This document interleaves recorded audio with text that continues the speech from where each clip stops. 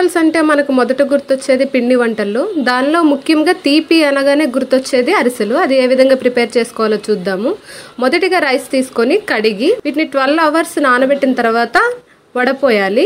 వడపోసి ఆరబెట్టాలి ఆ బియ్యాన్ని. బియ్యం ఆరిన తర్వాత మిల్లుకి వేస్తే ఇలా పిండి రెడీ అవుతుంది. 1 kg రైస్కి జాగరి అనేది అంటే బెల్లం 750 grams సరిపోతుంది. తర్వాత ఒక బౌల్ తీసుకొని దానిలో జాగరి వేసుకొని వాటర్ పోసుకొని అది పాకం వచ్చే వరకు కూడా మనం ఈ విధంగా కలుపుతూ ఉండాలి. అలా కలిపిన దాన్ని మనం ఏ విధంగా టెస్ట్ చేయాలి అని అంటే పాకం రెడీ అయిందని పక్కన బౌల్ తీసుకొని దాంట్లో కొంత వాటర్ పోసుకొని ఆ పాకాన్ని దానిలో వేస్తే ఉండగట్టినట్లయితే అప్పుడు పాకం రెడీ అయినట్లు. ఈ విధంగా ప్రిపేర్ చేసుకున్న తర్వాత మనం ప్రొసీజర్ అనేది స్టార్ట్ చేస్తాము.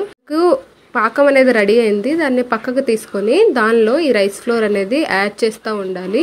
ఒకరు తిప్పుతూ ఉండాలి, ఒకరు యాడ్ చేస్తూ ఉండాలి. ఎందుకంటే అది వెంటనే గడ్డగట్టుకుపోతుంది కాబట్టి. సో ఈ ప్రొసీజర్ అనేది చాలా జాగ్రత్తగా చేయాలి. అస్సలు ఉండకట్టకూడదు. చాలా జాగ్రత్తగా అది ప్రిపేర్ చేస్తూ ఉండాలి. ఈ విధంగా వీడియోలో చూపిస్తున్న విధంగా ప్రిపేర్ చేసినట్లయితే మనకి చక్కగా అరిసెలు అనేది వస్తుంది. మనకి పాకం రెడీ అయిపోయింది. దీనిలో గీ యాడ్ చేస్తున్నాము. ఈ నెయ్యిని యాడ్ చేయడం వల్ల అరిసెలకి ఇంకా మంచి టేస్ట్ వస్తుంది. సో ఇప్పుడు నెయ్యి యాడ్ చేసిన తర్వాత కొంచెం ఇలాచి, అదేవిధంగా కొందరు నువ్వులు కూడా వేస్తుంటారు. ఆ విధంగా చేసుకున్నా కానీ అరిసెలు చాలా చాలా బాగుంటుంది. ఇప్పుడు కొంత వేడిగా ఉండగానే ఉండలుగా చుట్టుకోవాలి. ఉండలుగా చుట్టుకొని ఒక కవర్ తీసుకొని దాని మీద ఈ విధంగా ట్యాప్ చేస్తూ ఉండాలి. అరిసె అనేది చక్కగా గుండ్రంగా వచ్చే వరకు కూడా ట్యాప్ చేసి అది హాట్ ఆయిల్లో వేడిగా ఉన్నప్పుడే వేసినట్లయితే మనకి చాలా బాగా పొంగుతుంది.